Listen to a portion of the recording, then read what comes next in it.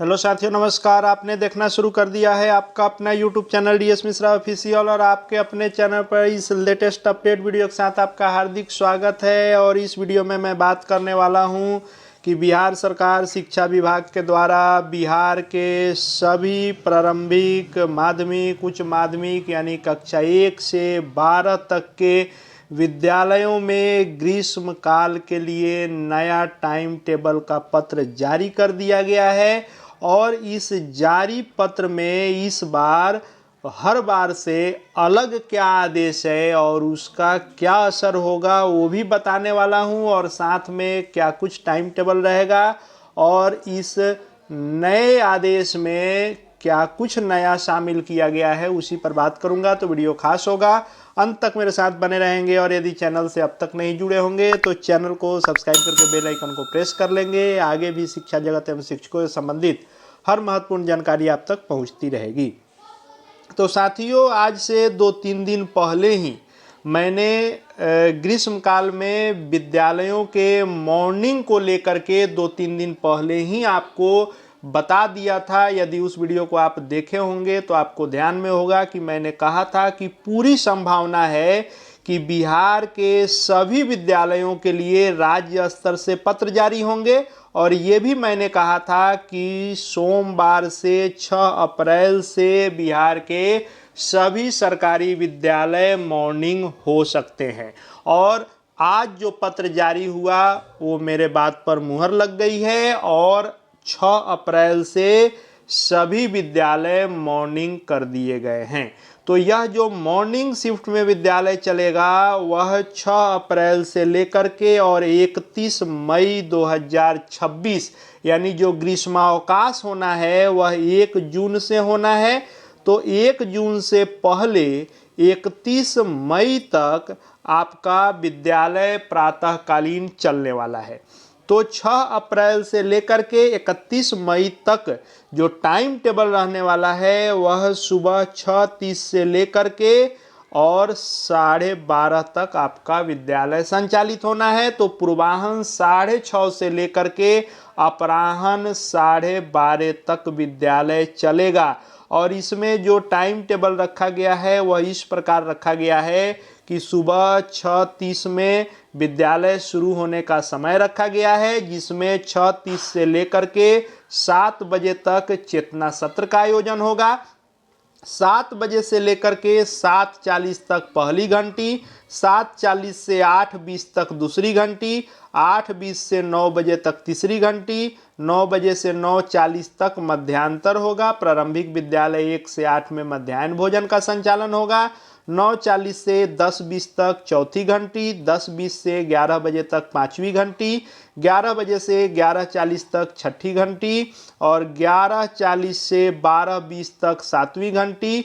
छात्र छात्राओं की छुट्टी 12:20 में हो जाएगी, लेकिन शिक्षकों के लिए, कर्मचारियों के लिए, शिक्षा विभाग के अंतर्गत जो विद्यालयों में अन्य शिक्षकेतर कर्मचारी हैं उन सभी के लिए, यानी विद्यालय में कार्यरत लोगों के लिए 12:30 तक विद्यालय चलेगा। यह जो 10 मिनट एक्स्ट्रा टाइम होगा यानी 12:20 में छात्र छात्राओं की छुट्टी हो जाएगी, और जो 10 मिनट ये होगा इसमें प्रधानाध्यापक के स्तर से शिक्षकों द्वारा पढ़ाए गए विषयों की समीक्षा होगी, अगले दिन के लिए कार्य योजना बनाई जाएगी और छात्रों को दिए गए गृह कार्य की समीक्षा एवं जांच प्रधानाध्यापक के स्तर से की जाएगी। तो यही टाइम टेबल रहेगा 6:30 से लेकर के और 12:30 तक, जिसमें 12:20 में बच्चों की छुट्टी कर देनी है।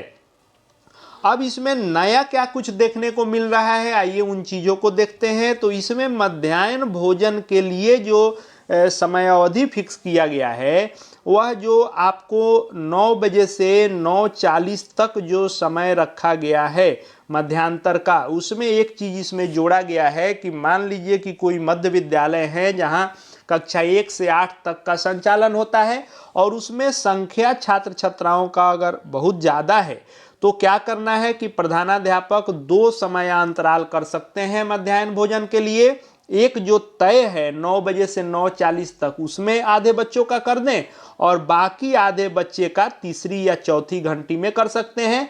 तो जिनका मध्याह्न भोजन का अवधि तीसरी या चौथी घंटी में यदि तय करते हैं तो उनका मध्यांतर में पढ़ाई होगा, और जिनका तीसरी चौथी में पढ़ाई रहेगा उनका मध्यांतर में मध्याह्न भोजन होगा। यानी 2 शिफ्टों में ये मध्याह्न भोजन का व्यवस्था प्रधानाध्यापक के स्तर से किया जा सकता है। यदि छात्र छात्राओं की संख्या अधिक है तो यह अनिवार्य नहीं है, प्रधानाध्यापक अपने सुविधा अनुसार कि कैसे बच्चों को खिला सकते हैं वैसे ये तय कर सकते हैं।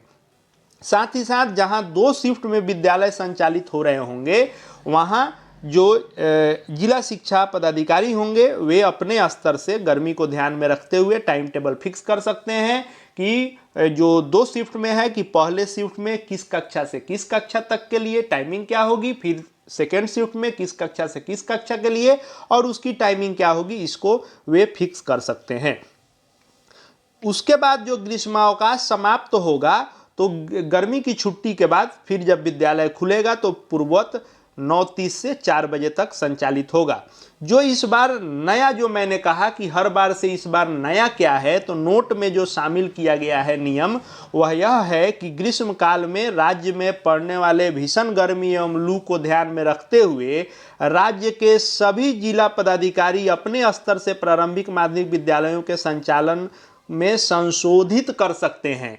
यानी जिले के डीएम साहब को, जिलाधिकारी साहब को ये इसमें अधिकार दिया गया है कि मान लीजिए कि किसी जिले में जब ऐसा उनको लगेगा कि गर्मी बहुत ज़्यादा पड़ रही है तो ज़रूरी नहीं है कि विद्यालय 6:30 से और 12:30 तक ही चलें, वे इसमें संशोधन कर सकते हैं। अधिक गर्मी लू पड़ रही है तो यह समय जो छात्र छात्राओं के लिए 12:20 तक है उसको कम कर सकते हैं। यह अधिकार जिलाधिकारी के पास रहेगा। तो हर बार ये चीज़ें जोड़ी नहीं जाती थी पत्र में, लेकिन इस बार पत्र में ये जोड़ ही दिया गया है कि जिलाधिकारी जो होंगे, जिला पदाधिकारी अपने स्तर से इस टाइम में गर्मी की स्थिति को देखते हुए, लू की स्थिति को देखते हुए उस जिले के लिए अलग से आदेश जारी करके और समय सारणी में, टाइम टेबल में बदलाव कर सकते हैं। तो यही पूरा आदेश निर्देश है और टाइम टेबल यही